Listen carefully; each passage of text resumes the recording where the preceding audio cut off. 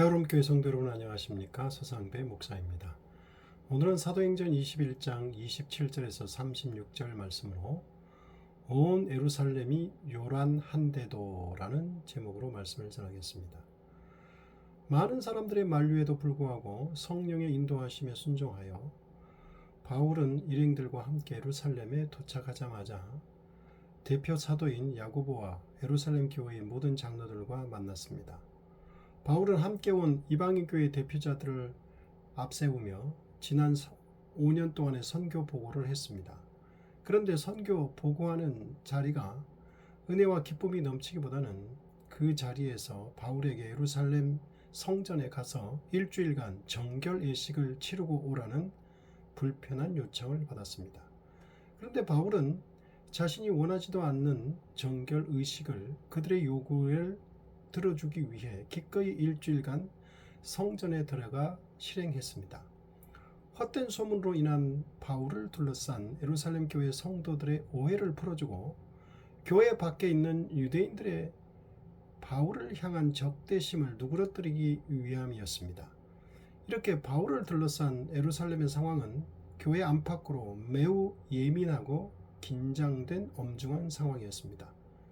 그런데 바울이 정결 의식을 끝내는 마지막 7일째 되는 날 성전에서 바울을 발견한 아시아에서 온 유대인들이 모든 무리를 충동하여 바울을 붙잡고 폭동을 일으켜 바울을 죽이려는 일이 발생하게 됩니다. 바울을 붙잡도록 무리를 선동해 폭동을 일으킨 자들은 에베소 교회 대표로 온 드로비모를 알아본 것을 볼 때에 에베소에서 온 유대인들로 보입니다. 이들은 에베소 회당에서 3개월간 가르치던 바울을 두란노 서원으로 옮겨가게 한 유대인들이었을 것입니다. 폭동 주동자들은 얼마 전에 바울과 드로비모가 예루살렘 시내에서 함께 있는 것을 목격했을 뿐인데 지금 성전에서 바울을 보자 지레 짐작하기를 이방인 드로비모가 바울을 따라 예루살렘 성전 안에 들어가 성전을 더럽혔다고 거짓말을 하여 유대인들을 분노하게 만들었습니다. 이들은 먼저 바울이 각처에서 유대인의 전통과 역사, 율법, 성전을 비방했다고 말했습니다. 그러나 바울은 단 한 번도 그런 적이 없습니다. 이들은 거짓말로 유대인 군중을 선동했습니다. 그러나 이 정도의 죄목을 가지고는 바울을 죽일 수는 없었습니다. 이에 그들은 28절에서 바울이 이방인 드로비모를 데리고 성전에 들어가서 이 거룩한 곳을 더럽게 하였다고 거짓말로 선동질을 하였습니다. 이것은 바울과 드로비모가 예루살렘 시내에서 함께 있는 것을 목격하고 한 단순한 오해나 지레짐작이 아니라 악의적으로 계획한 것으로 보입니다. 만일 오해라면 바울에게 먼저 사실 여부를 물어보든지 성전에 드로비모가 들어온 것을 확인했어야 합니다. 또한 바울이 이방인을 성전 안에 데리고 들어갔다면 폭동 주동자들은 현장에서 붙잡았을 것입니다. 그리고 유대인들에게 쓸데없는 오해를 사지 않으려고 하여 거짓된 소문을 풀기 위해 일부러 정결 의식을 행하고 있는 바울이 이방인 드로비모를 데리고 성전 안에 들어올 이유가 전혀 없습니다. 그러면 폭동 주동자들은 왜 바울을 잡기 위해 그가 이방인과 함께 성전에 들어왔다는 거짓말을 만들어낸 것일까요? 유대를 식민 지배하는 로마 제국은 유대인들이 성전을 얼마나 거룩하게 생각하는지 잘 알고 있었습니다. 그래서 성전을 더럽히는 자는 로마 시민일지라도 유대인들이 처형할 수 있는 권한을 주었습니다. 로마 제국은 유대인들에게 사형을 집행할 권한을 유일하게 이 경우에만 허락해 준 것입니다. 그리고 혹 모르고 실수로 이방인들이 성전 안으로 들어올 것을 예방하기 위해 이방인의 뜰에서 성전 안으로 넘어가지 못하도록 1.4m 높이로 칸막이용 벽을 세웠고 그 벽 곳곳에 일정한 간격으로 다음과 같은 경고문을 돌에다가 헬라어와 라틴어로 새겨 놓았습니다. 이방인은 누구든 막론하고 들어오면 죽음의 고통을 겪으리라. 이것을 이용해서 폭동 주동자들은 바울을 죽이려고 바울이 이방인을 성전에 데려와 더럽혔다고 거짓말을 만들어낸 것입니다. 이방인이 들어와 성전을 더럽혔다는 소문이 돌자 온 예루살렘 성이 소동했습니다. 주변에 있던 유대인들이 폭동 주동자들을 도와서 바울을 붙잡아 성전 밖인 이방인의 뜰로 끌어냈습니다. 그들은 바울에게 단 한마디의 자기 변호도 허용하지 않고 성전 밖으로 끌어냈습니다. 바울이 끌려나가자 제사장들은 얼른 성전문을 닫아버렸습니다. 성전 안에서 사람을 죽이면 역시 성전을 더럽히기 때문이었습니다. 그리고 혹여라도 바울이 성전 제단불을 잡아서 자신의 안전을 확보할 수 있는 가능성을 봉쇄하기 위함이었습니다. 제단불은 제단 가운데서도 가장 거룩한 부분이었기 때문에 그 뿔을 잡고 있는 동안에는 살육이 행해질 수 없다고 유대인들은 믿었기 때문입니다. 폭도로 변한 군중들은 바울을 죽일 목적으로 때리기 시작했습니다. 온 예루살렘이 요란하다는 첩보가 즉시 로마 군대의 천부장에게 보고되었습니다. 오순절에 수많은 유대인들이 예루살렘에 모이기에 로마 군대는 바짝 긴장하고 있었기에 즉시 보고되었고 천부장은 백부장들을 대동하고 최소 200여 명의 군인들을 데리고 폭도가 바울을 때리고 있는 곳으로 출동했습니다. 이때 로마 군대는 예루살렘 성전 북쪽에 붙어있는 안토니오 요새에 주둔하고 있었습니다. 안토니오 요새는 헤롯 대왕이 건설했는데 성전의 이방인의 뜰에 있는 계단을 통해 성전과 연결되어 있었습니다. 군인들은 이 계단을 통해 바울이 막고 있는 곳으로 즉시 내려왔습니다. 유대인 폭도들은 로마 군인들이 오는 것을 보고 바울 때리기를 그쳤습니다. 바울이 죽임을 당할 수밖에 없던 위기 상황은 천부장과 그의 부하들의 출동으로 일단 모면되었습니다.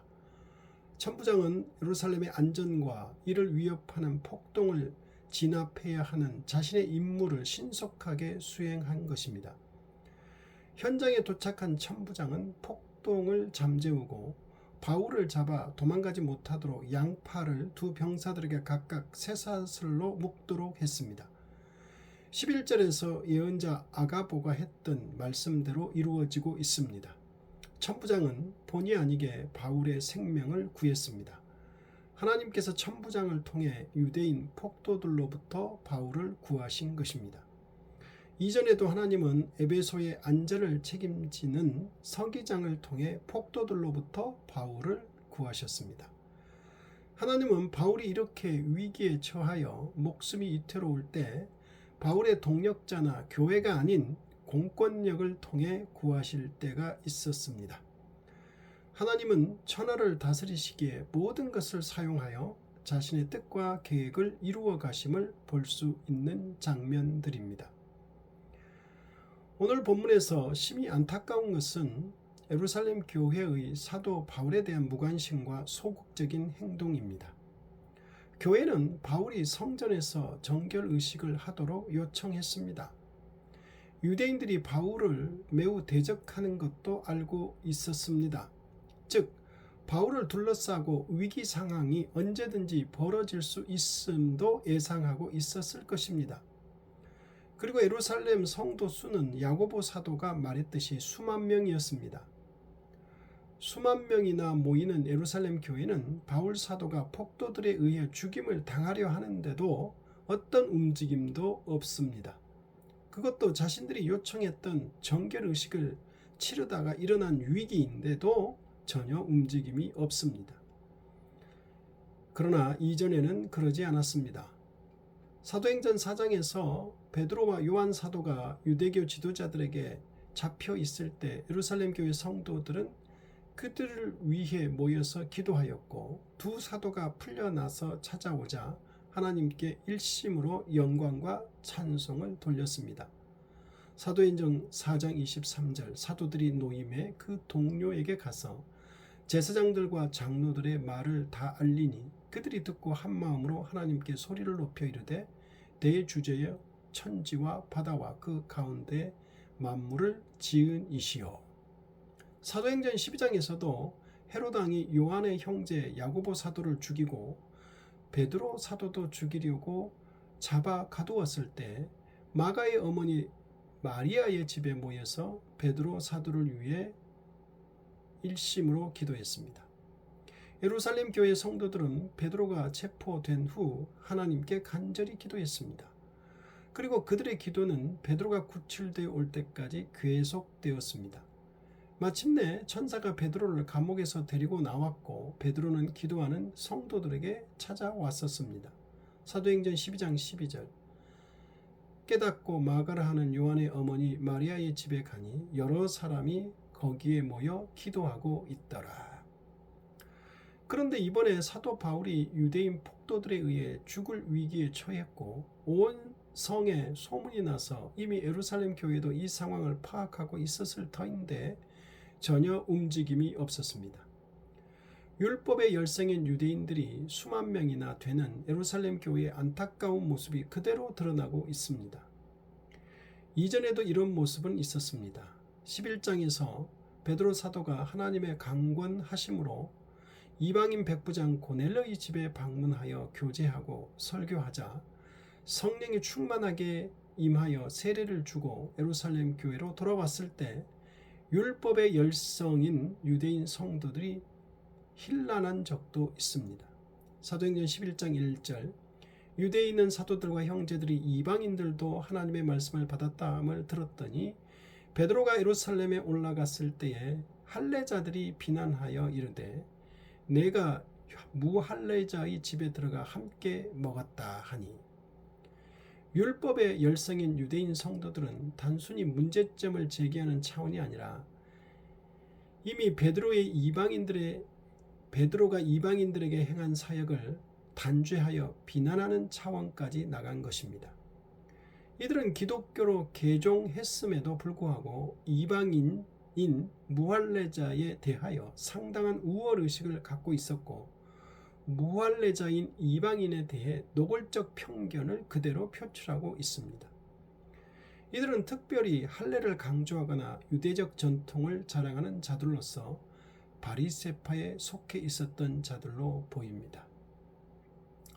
사도 바울이 예루살렘에 도착했을 시점에는 이들의 영향력이 매우 커서 야고보 사도를 비롯한 모든 장로들도 이들의 생각을 고려하여 바울에게 정결 의식을 요청했던 것으로 보입니다. 그러므로 바울에 대한 헛된 소문이 예루살렘 교회 성도들을 오해하게 만들었지만 율법의 열성인 수많은 성도들의 마음이 죽음의 위기 상황에 처한 바울 사도에게 그대로 반영되는 것 같아서 심히 안타깝습니다. 천지를 창조하고 다스리시는 하나님은 유대인들만의 하나님이 아닙니다. 모든 족속에게 나아가 복음을 전하고 세례를 주라고 지상 명령을 하신 예수님은 교회만의 하나님이 아니십니다. 우리가 복음을 전할 대상은 교회 바뀐 세상에 있습니다. 자신의 좁디 좁은 생각의 틀 속에 하나님의 뜻과 계획을 가두고 판단해서는 안 되는 것입니다. 기도하겠습니다.